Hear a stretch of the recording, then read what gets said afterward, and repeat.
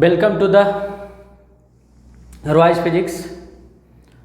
This is your teacher, Engineer D.N. Roy, ex-faculty of Super 30 and Bansal, 8 to 10 years of teaching experience. Okay? तो class 12th वाले section में हम लोग क्या कर रहे थे? सुपर पोजिशंस के ऊपर प्रॉब्लम्स कर रहे थे, न्यूमेरिकल्स कर रहे थे. ठीक है, उसी में से एक न्यूमेरिकल से भी है. What is this? Charges of +5 microcoulomb, 10 microcoulomb and -10 microcoulomb are placed in air at the corners A, B and C of equilateral triangle ABC having each side equal to 5 centimeter. Determine the resultant force on the charge at A. Question क्या कह रहा? एक equilateral triangle ABC है, उसके vertices पे 5 microcoulomb, 10 microcoulomb and -10 microcoulomb charges को placed किया गया है एंड उस इक्विलेटरल ट्रायंगल का जो साइड है वो 5 सेंटीमीटर है. ओके, तो क्या पूछा गया आपसे? Determine the resultant force on the charge at the corner A. जो कॉर्नर ए पे जो चार्ज है उस पे रिजल्टेंट फोर्स पूछा गया है. तो सबसे पहले क्या करेंगे हम? सबसे पहले क्वेश्चन को ड्रॉ करेंगे. जब क्वेश्चन को ड्रॉ करेंगे तो अपने आप सॉल्यूशन हमें नज़र आने लग जाएगा, सॉल्यूशंस का स्टेप्स नज़र आने लग जाएगा. तो first of all we draw the question carefully. एक इक्विलेटरल ट्रायंगल बन गया A B C. Okay, side 5 centimetre है, 5 सेंटीमीटर है, 5 सेंटीमीटर है. ओके, ए बी सी पे चार्जेस प्लेस्ड है. यहाँ पे कितना चार्ज है? 5 माइक्रोकुलम यहाँ पे है और यहाँ पे कितना चार्ज है? 10 माइक्रोकुलम है और यहाँ पे कितना चार्ज है? -10 microcoulomb. Okay, determine the resultant force on the charge eight A. A point पे जो चार्ज है 5 माइक्रोकुलम, उस पे नेट फोर्स पूछा है. तो बहुत ही सिंपल है. ये 10 माइक्रोकुलम इसको क्या करेगा? रिपेल करेगा, इस डायरेक्शन में रिपेल करेगा. 5 माइक्रोकुलम को हम इधर लिख देते हैं 5 माइक्रोकुलम एंड 10 माइक्रोकुलम इस 5 माइक्रोकुलम को क्या करेगा? अट्रैक्ट करेगा, अट्रैक्ट करेगा, इस डायरेक्शन में अट्रैक्ट करेगा. ओके, 10 + 10 माइक्रोकुलम +5 माइक्रोकुलम को रिपेल कर देगा इस डायरेक्शन में एंड -10 माइक्रोकुलम +5 माइक्रोकुलम को अट्रैक्ट करेगा इस डायरेक्शन में. इस फोर्स का नाम हम दे देते हैं F1 एंड इस फोर्स का नाम दे देते हैं हम F2. ओके, अब इसका रिजल्टेंट ऑब्वियसली बीच से ऐसे पास करेगा. Parallelogram law of vector addition से आप कर सकते हैं, parallelogram law of vector addition. Okay, this will be the resultant net force. इसी का मैग्नीट्यूड पता करना है एंड डायरेक्शन पता करना है. तो F1 इस डायरेक्शन में होगा बिकॉज 10 माइक्रोकुलम +5 माइक्रोकुलम को रिपेल कर देगा एंड F2 इस डायरेक्शन में होगा बिकॉज ये चार्ज माइनस है और ये प्लस है तो इसको खींच लेगा. ठीक है, अब इस पे फोर्स किस डायरेक्शन में लग रहा उससे हमें मतलब नहीं है, उसे फाइंड करने के लिए क्वेश्चन में नहीं कहा गया है. जिस चार्ज पे क्वेश्चन में कहा गया है कि नेट फोर्स बताइए, उसी चार्ज के बारे में सोचेंगे, उसी चार्ज पे फोर्स के डायरेक्शन के बारे में हम सोचेंगे. तो F1 हो गया, F2 हो गया, F नेट हो गया and this angle with 60 degree. ये एंगल 60 डिग्री होगा तो ऑब्वियसली ये पूरा एंगल कितना हो जाएगा? 120 डिग्री हो जाएगा because linear angle is 180 degree. तो बहुत ही सिंपल है. देखिए यहाँ पे बहुत ही सिंपल है. यहाँ पे क्या है? F1 का अगर हम मैग्नीट्यूड लिखेंगे, F1 का मैग्नीट्यूड लिखेंगे तो क्या लिखेंगे? 1/4 पाई क्या लिखेंगे? Epsilon 0 Q1 × Q2 10 micro 10⁻6 into 5 microcoulomb 10⁻⁻6 over r का स्क्वायर 5 सेंटीमीटर का स्क्वायर 5.0 मीटर में कन्वर्ट कर देंगे, इतना का स्क्वायर हो गया, F1 हो गया। ठीक है, F1 हो गया। एंड F2 का मैग्नीट्यूड भी इतना ही होगा, F2 का मैग्नीट्यूड भी इतना ही होगा। F2 का मैग्नीट्यूड क्या होगा, 1/4 पाई क्या होगा, epsilon 0 Q1 into Q2, Q1 इसको मान लीजिए तो Q2A हो जाएगा, Q1 अगर इसको मानेंगे तो Q2A हो जाएगा। Q1 5 into 10⁻⁻6 into 10 into 10⁻⁻6 okay, over R का स्क्वायर, R तो उतना ही है, सेपरेशन का स्क्वायर, दोनों चार्ज के बीच का सेपरेशन 5 माइक्रोकुलम एंड -10 माइक्रोकुलम के बीच का सेपरेशन कितना है, 5 सेंटीमीटर है। तो F1 F2 दोनों का मैग्नीट्यूड सेम आ गया ना। यहाँ पे क्या आ गया, चूंकि F1 का मैग्नीट्यूड और F2 का मैग्नीट्यूड सेम आ गया, let it F which is equal to 9 into 10⁻⁹ into 5 into ये 5 हो गया इंटू 10, ये 10 हो गया इंटू 10⁻⁻12 ओवर 10⁻⁻ क्या गया 12 ओवर 0.05 का स्क्वायर। तो 0.05 का स्क्वायर करेंगे तो 5 इंटू 10⁻⁻4 लिख सकते हैं। ओके, इतना लिख सकते हैं हम। तो F1 F2 का मैग्नीट्यूड बराबर है, याद कीजिए जब F1 F2 का मैग्नीट्यूड बराबर होता, टू फोर्सेस का मैग्नीट्यूड बराबर होता एंड दोनों फोर्सेस, दोनों वेक्टर्स के बीच का एंगल थीटा होता था, तो उस केस में रिजल्टेंट वेक्टर का मैग्नीट्यूड क्या होता था, R = 2A cos θ/2 होता था। ये वेक्टर का कंसेप्ट की हम बात कर रहे हैं। तो यहाँ पे देखिए क्या हो जाएगा, रिजल्टेंट का वेक्टर का मैग्नीट्यूड का फॉर्मूला हो जाएगा 2F cos θ/2। बहुत ही सिंपल हो गया, 2F cos θ/2। इसमें वैल्यू पुट कर दें 2F, F is what, magnitude of either force, magnitude of either force. तो कितना हो जाएगा, 9 पंजे कितना हो गया 45 हो गया इंटू 10⁻9 एंड 10⁻1 10⁻10 एंड माइनस, तो -2 यहाँ पे बच गया एंड डिवाइडेड बाई 5 का स्क्वायर 25 होगा। 25 डिवाइडेड बाई 25 इंटू 10⁻⁻4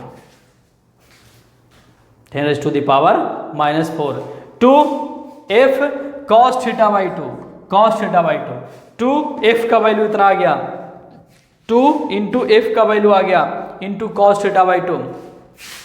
चलिए डिनोमिनेटर को इधर हम लिख रहे हैं, divided by 25 into 10⁻⁻4 into cos θ/2। That means यहाँ पे थीटा क्या है, थीटा दोनों वेक्टर्स के बीच का एंगल, F1 एंड F2 के बीच का एंगल 120 डिग्री है। तो cos 120/2, थीटा का वैल्यू क्या है 120, यहाँ पे थीटा का जो वैल्यू है, थीटा का वैल्यू है 120 डिग्री। तो 120 डिग्री को अगर आप 2 से डिवाइड करेंगे तो 60 आ जाएगा। cos 60 का वैल्यू क्या होता, हाफ होता। cos 60 का वैल्यू क्या होता, हाफ होता। तो ये हाफ से 2 क्या हो गया, साफ हो गया। ओके, हाफ से 2 साफ हो गया। तो देखिए क्या बच गया, ये बच गया 45/25 इंटू 10⁻2 बच जाएगा। ये ऊपर जाएगा तो +4 हो जाएगा ना, +4 में से -2 तो +2। इसको आप काट सकते हैं, 5 से काट सकते हैं, 9/5 इंटू 10⁻2 न्यूटन। ये आंसर हो गया। क्या हो गया, आंसर हो गया। फिर से देखिए, ABC एक इक्विलेटरल ट्रायंगल है, उसके वर्टिसेस पे 3 चार्ज को प्लेस किया गया है, 5 माइक्रोकुलम, 10 माइक्रोकुलम एंड -10 माइक्रोकुलम। ठीक है, तो ये जो चार्जेज है ये आपस में एक दूसरे के ऊपर फोर्स अप्लाई करेंगे, इधर अट्रैक्टिव और repulsive, that depends on the sign of the charge, that depends on the nature of the charge. Okay, तो किस पॉइंट चार्ज पे, किस चार्ज पे आपसे नेट फोर्स पूछा है, हम उसी पे केवल फोकस करेंगे। दैट मीन्स उसी पे केवल हम मैग्नीट्यूड निकालेंगे एंड डायरेक्शन निकालेंगे। तो हमसे पूछा गया है इस 5 माइक्रोकुलम पे नेट फोर्स बता दीजिए। तो इस 5 माइक्रोकुलम पे नेट फोर्स बताने के लिए ये 10 माइक्रोकुलम इसको इस डायरेक्शन में रिपेल कर देगा, -10 माइक्रोकुलम इसको इस अट्रैक्ट करेगा। तो F1 F2 का रिजल्टेंट कुछ ऐसा होगा parallelogram law of vector addition से। ओके, रिजल्टेंट हो गया। तो इस रिजल्टेंट का मैग्नीट्यूड क्या होगा, डायरेक्शन क्या होगा। तो मैग्नीट्यूड निकालने के लिए हमें F1 का मैग्नीट्यूड चाहिए एंड F2 का मैग्नीट्यूड चाहिए। F1 का मैग्नीट्यूड एंड F2 का मैग्नीट्यूड हमने निकाला। कैसे निकाला, कूलम्ब्स लॉ से निकाला। कूलम्ब्स लॉ से हमने निकाला F1 का मैग्नीट्यूड और F2 का मैग्नीट्यूड। हमने क्या देखा, F1 एंड F2 का मैग्नीट्यूड सेम ही है। इसका मतलब F1 equal to F2 equal to क्या हो गया, F हो गया। इसका मतलब दो वेक्टर्स का मैग्नीट्यूड अगर सेम होता है और दोनों वेक्टर्स के बीच का एंगल हमें पता होता है, थीटा पता होता है, तो रिजल्टेंट वेक्टर का मैग्नीट्यूड का फॉर्मूला होता है R इक्वल टू रिजल्टेंट का magnitude equal to 2a cos theta by क्या होता है, 2 होता। तो सेम एज उसी फार्मूला का हमने यूज किया, net vector resultant vector net force equal to 2f cos theta by 2 हो गया। f magnitude of the either vector हो गया इंटू कॉस थीटा बाई 2।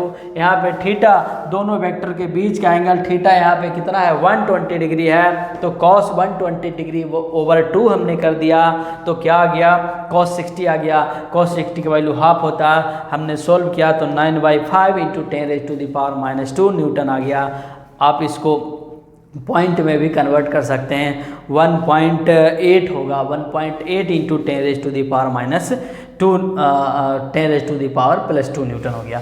अब देखिए डायरेक्शन की बात करते हैं। तो डायरेक्शन की बात करते हैं तो बहुत सिंपल है डायरेक्शन। इधर से 60 डिग्री हो जाएगा और इधर से भी क्या हो जाएगा, 60 डिग्री हो जाएगा।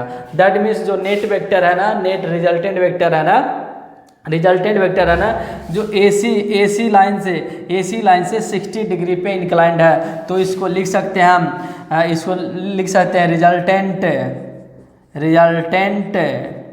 Force is inclined at angle 60 degree with line AC। ये डायरेक्शन हो गया। डायरेक्शन लिखने का तरीका हो गया। डायरेक्शन लिखने का बहुत सारे तरीके होते हैं। तो रिजल्टेंट जो फोर्स है, नेट फोर्स है, वो इंक्लाइंड है at angle 60 degree with the line AC। Line AC से 60 डिग्री पे क्या हो गया, इंक्लाइंड हो गया। तो this is all about this question. I hope very much clear. इसके बाद हम देखते हैं नेक्स्ट प्रॉब्लम देखते हैं।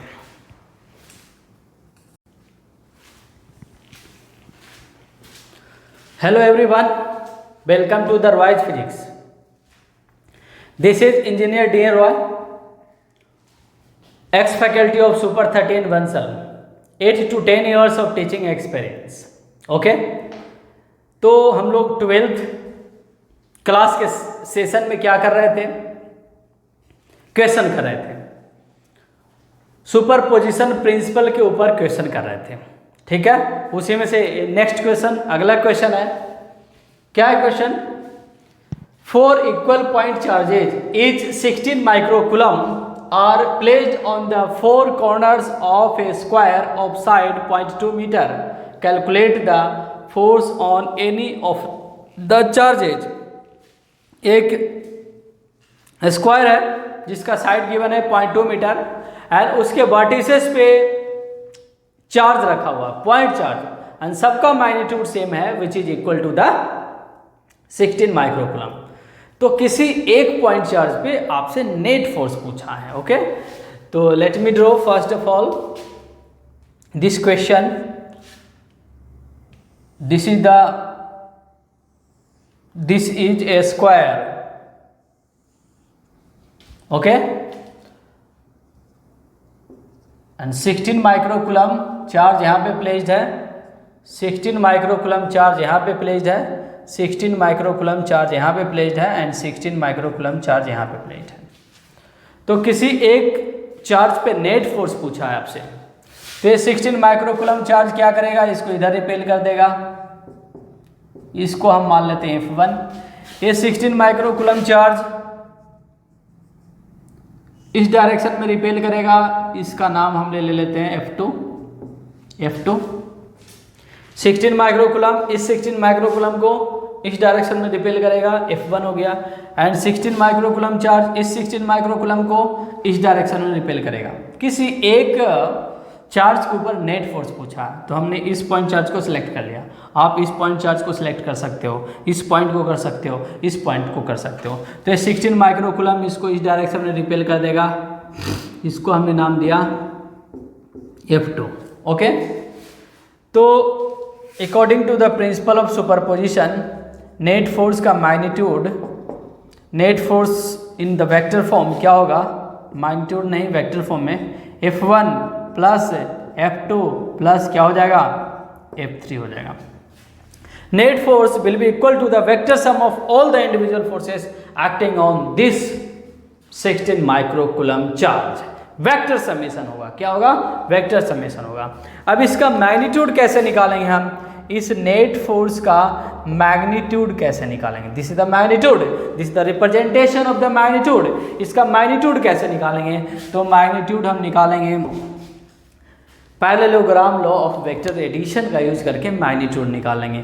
तो आप कहोगे कि sir parallelogram law of vector addition तो 2 वेक्टर्स के लिए हम यूज़ करते हैं, लेकिन यहाँ पे 3 वेक्टर्स हैं। तो कोई बात नहीं, यहाँ पे 2 वेक्टर्स को ऐड करके सिंगल बना लेंगे, और यह जो सिंगल वेक्टर होगा तीसरे वेक्टर के साथ क्या कर देंगे, हम ऐड कर देंगे। देखिए कैसे, बहुत ही सिंपल है। सबसे पहले अब यहाँ पे हम लिखेंगे F1 वेक्टर का मैग्नीट्यूड क्या होगा, F2 का मैग्नीट्यूड क्या होगा एंड F3 का मैग्नीट्यूड क्या होगा। तो F1 का मैग्नीट्यूड होगा from the Coulomb's law 9 × 10⁹ 1/4πε0। Coulomb's law से 2 फोर्सेस के बीच जो फोर्स लगता है उसका मैग्नीट्यूड का क्या फार्मूला होता है, F = 1/4πε0 Q1 Q2/r²। तो वही फार्मूला लगा रहे हैं, 1/4πε0 का ये वैल्यू है 1/4πε0 Q1 × 16 इंटू Q2 भी 16 है, इंटू 10⁻⁻6 इंटू 10⁻⁻6 भी करेंगे। ये क्यों हमने किया, बिकॉज माइक्रो का वैल्यू है, माइक्रो का वैल्यू 10⁻⁻6 होता है। तो 2 बार करेंगे, बिकॉज Q1 Q2 दोनों माइक्रोकूलम में है, ओवर r का स्क्वायर। दैट मीन्स यहाँ पे r कितना है, 0.2 मीटर है, 0.2 मीटर है। ईच साइड का लेंथ इक्वल है and which is the 0.2 metre because this shape is the square। ओके, तो 0.2 का क्या कर देंगे हम, स्क्वायर कर देंगे। 0.2 का क्या कर देंगे हम, स्क्वायर कर देंगे। इसको सोल्व करेंगे फर्दर हम, तो कितना आ जाएगा, 9 × 16 × 16 इंटू 10⁻⁻12 -12 हो जाएगा ना। 9 × 16 × 16 10⁻⁻12 में से 9 चला गया तो -3 बच गया, -3 हो गया। एंड डिवाइडेड बाई 0.2 का स्क्वायर, 0.2 का स्क्वायर क्या हो जाएगा, यहाँ पे 4 कर दे 0.04 होगा, तो डेसिमल को ऊपर लेके चले गए हम 100।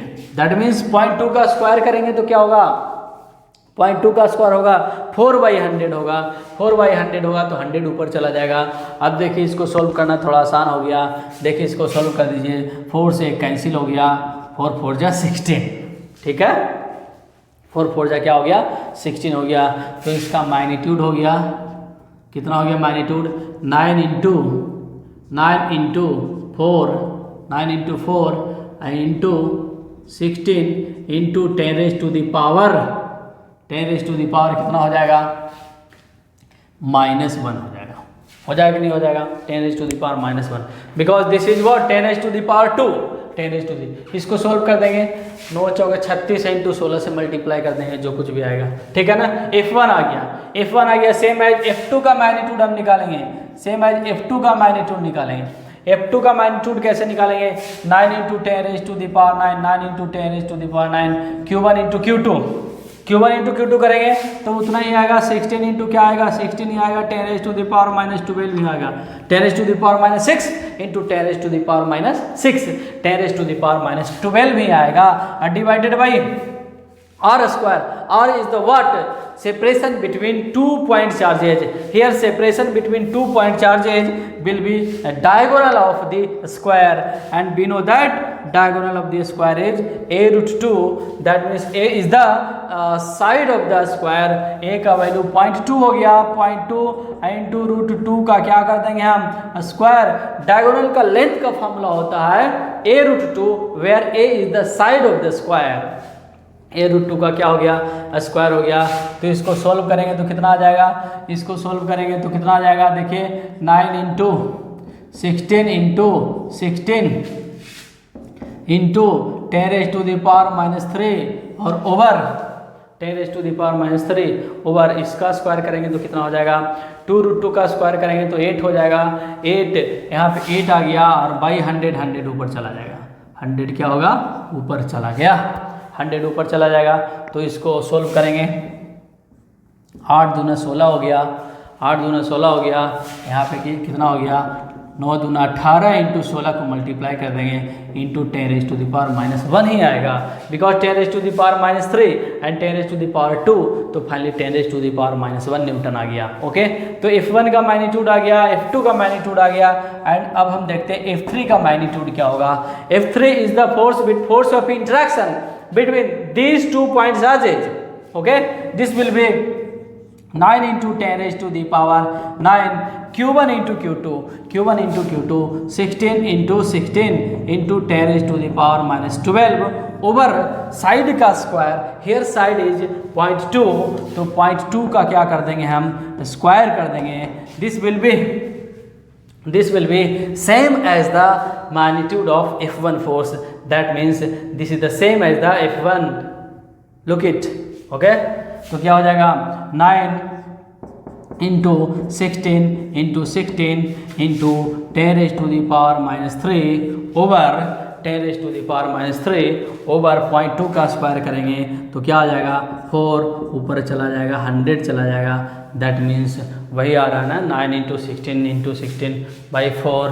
दैट मीन्स काट देंगे, 4 4 जा 16, तो कितना हो जाएगा 36, 9 चौके 36, 36 इंटू 16 इंटू 10⁻⁻1 न्यूटन आ गया. ओके, ये सारे के सारे न्यूटन में ही होगा. न्यूटन हो गया, न्यूटन हो गया. ओके, तो F1 F2 F3 का सबसे पहले हमने मैग्नीट्यूड निकाल लिया. अब देखिए क्या करेंगे, नेक्स्ट स्टेप्स में क्या करेंगे. अब हम क्या करेंगे, F1 एंड F2 को F1 एंड F2 इसको F3 मानते हैं. F1 एंड F3 को हम पैरेललोग्राम लॉ से पहले ऐड कर लेंगे. ये तुम्हारा हो गया F1 और यह तुम्हारा हो गया F3. F1 एंड F3 को ऐड करेंगे कैसे, parallelogram law of vector addition से. इसके पैरेलल एक साइड बनाएंगे, इसके पैरेलल एक साइड बना लेंगे. तो क्या बन गया, ये पैरेललोग्राम बन गया. इसके पैरेलल तो क्या बन गया, पैरेललोग्राम बन गया. और क्या हो गया, रिजल्टेंट हो गया. F1 हो गया एंड F3 हो गया. F1 F3 एंड इसको हम मान लेते हैं F नेट डैश मान लेते हैं. F net dash is what? F net dash is the resultant of F1 and F3. F1 and F3 का रिजल्टेंट क्या हो गया, F net dash आ गया.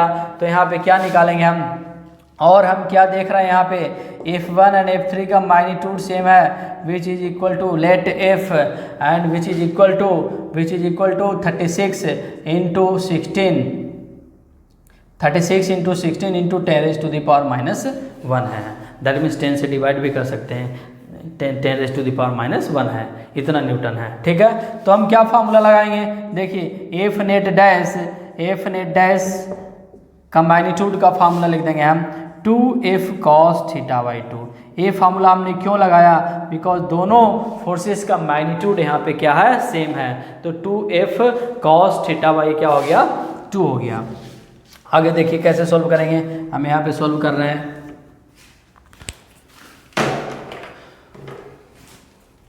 F net dash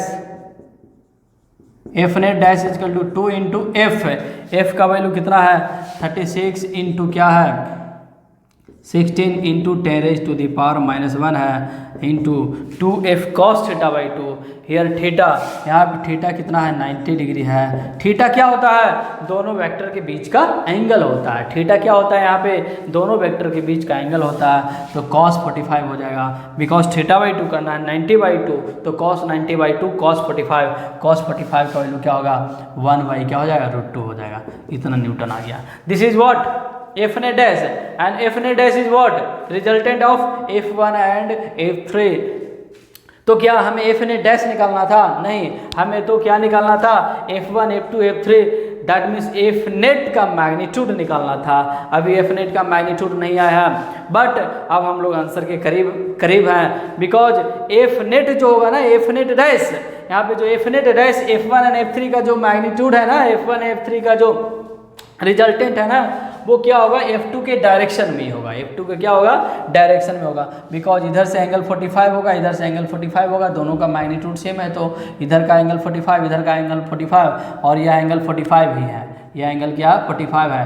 that means F net dash देखा जाए यहाँ पे तो F net dash, this is the F net dash, F net dash and F2 vector, F net dash which is resultant of F1 and F3 and F2 both are coincide to each other, दोनों coincide कर गया, एक ही direction में आ गया। जब दो vector coincide कर जाता है, दोनों वेक्टर के बीच का एंगल 0 होता है, तो रिजल्टेंट वेक्टर का मैग्नीट्यूड क्या होता है a प्लस b होता था कि नहीं होता था। रिमाइंड करो parallelogram law of vector addition, और ऐसे भी 11th का हमारा वीडियो लेक्चर चल रहा है, उसमें parallelogram law of vector addition हमने पढ़ा दिया है। प्लीज़ अगर इसमें प्रॉब्लम है वेक्टर में तो एक बार उसे भी पढ़ लीजिए। तो F net dash and F2, F net dash vector, F net dash vector and F2 का डायरेक्शन सेम हो गया। तो बताइए फाइनली क्या हो गया, नेट फोर्स जो होगा ना, नेट फोर्स का जो मैग्नीट्यूड, एरो हटा देंगे तो मैग्नीट्यूड बन जाएगा, नेट फोर्स का जो मैग्नीट्यूड होगा ना वो क्या होगा F net dash plus F2 के मैग्नीट्यूड के क्या होगा बराबर होगा। तो आ गया कि नहीं आ गया, F net आ गया, हमें इसी को लाना था। अब हमारे पास F net डैश का मैग्नीट्यूड पता है एंड F2 का भी मैग्नीट्यूड पता है, तो दोनों को सिंपली क्या कर देंगे ऐड कर देंगे, तो क्या हो जाएगा यहाँ से F net equal to F net dash का मैग्नीट्यूड कितना है देखिए F net डैश का मैग्नीट्यूड इतना है, F net डैश का मैग्नीट्यूड इतना है, कितना है F net डैश का मैग्नीट्यूड, इसको थोड़ा सोल्व करें, 16 दूनी 32 हो गया, 32 इंटू क्या हो जाएगा 36 into 10⁻⁻1 over √2 plus this is the magnitude of F net dash and F2 का मैग्नीट्यूड कितना है, F2 का मैग्नीट्यूड इतना है, कितना है 18 इंटू 16, इसको आप सोल्व कर लीजिएगा, इंटू 10⁻⁻1 इतना Newton. This is the answer. एक बार फिर से ध्यान से समझिएगा, सुनिएगा क्या कह रहा है क्वेश्चन। एक स्क्वायर है, उसके वर्टिसेस पे 4 point charges having equal magnitude दिया हुआ है। दैट मीन्स स्क्वायर के वर्टिसेस पे 4 चार्जेज है, सबका मैग्नीट्यूड सेम है, तो किसी एक चार्ज पे नेट फोर्स का मैग्नीट्यूड पूछा गया है। तो नेट फोर्स वेक्टर फॉर्म में बाय द सुपरपोजिशन प्रिंसिपल कैसे लिखेंगे, F1 प्लस F2 प्लस क्या लिखेंगे F3 लिखेंगे। ओके, उसके बाद क्या करेंगे F1 का मैग्नीट्यूड निकालेंगे, दैट मीन्स इन दोनों पॉइंट चार्ज के बीच जो फोर्स लगेगा उसका मैग्नीट्यूड निकालेंगे।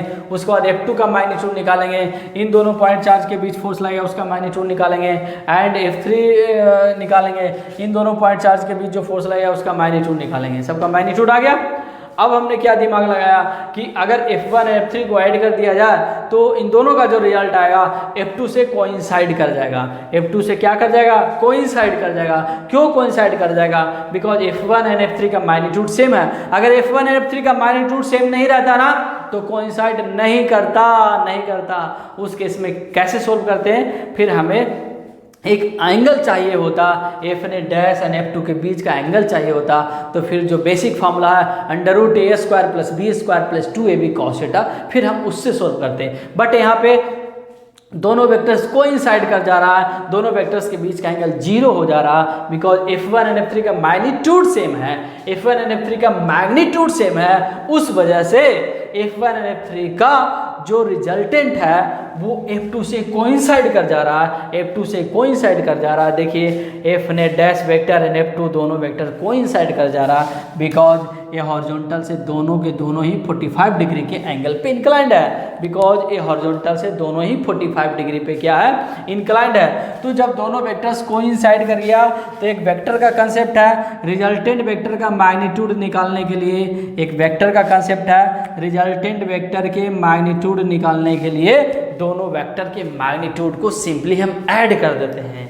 तो F ने डैश का मैग्नीट्यूड हमारे पास इतना है एंड F2 का मैग्नीट्यूड हमने ऑलरेडी इतना निकाला है, दोनों को सिंपली ऐड कर देंगे तो F नेट का मैग्नीट्यूड आ जाएगा। ओके, आई होप वेरी मच क्लियर।